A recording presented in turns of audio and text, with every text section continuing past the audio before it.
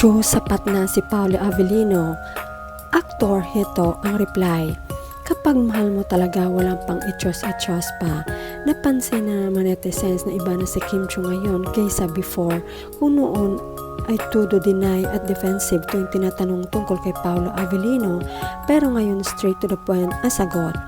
Sa isang segment ng Showtime, tinanong ni Vong Navarro ang aktres na ang tanong, mismo na ba, Kim? Hala, super naman talaga, sapat lang. Kinilig naman si Ann Cortez sa sagot ni Kemi. Chika ng mga kibitzers, sapat lang kay Kemi pag si Paolo tatanungin, sakto lang. Ganyan ang mga linyahan ng dalawang in love. Sapat lang, nagkikita naman sila araw-araw pag Sunday jogging-jogging, kaya tama lang ang sagot ni Kemi na sapat lang. Hindi naman siya nagde-deny, hindi umaamin, sakto lang kung si Pao pa kung pwede lang sasabihin ni Kim na kung ano ang makikita niya sa amin ni Pao, yun na yun. O diba, kontento na kami Kemi, happy naman kami para sa inyong dalawa. Kimi girl, good luck and wishing you the very best with continued success in 2026. Blessings from the universe and God's grace and His blessings to keep you safe and His care always. Until we met again, keep smiling and stunningly beautiful and captivating smile of yours. Take care. Sayonara.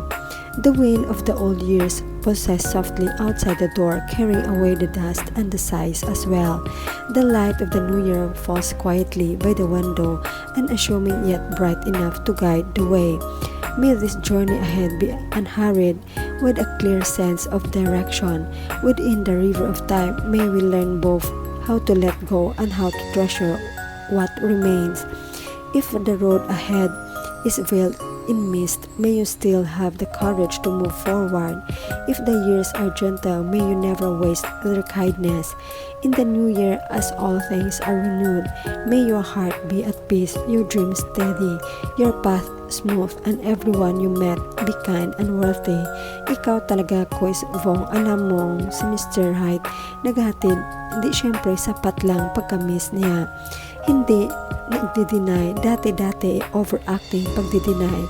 Gusto ko talaga yung nakain or nasagap niya nilang hangin when they went for a holiday break. Parang pagtanggi, walang pagtanggi lately, pero like ko pa din na low-key sila. Sapat lang daw kasi nakita na kanina, charot. Araw-araw nakikita kaya sapat lang talaga. Aminado na in-game Kim Pao forever. Na-miss kasi dahil sa kanta kahapon ni Papi, na-miss kasi siya. Alam na alam ng all.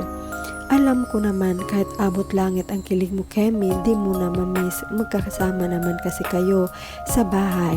Wala na siyang deny, sisi, tanging praying na lang siya na sana forever na. Sakto lang kasi nga lagi naman sila magkasama. So sakto lang ang miss.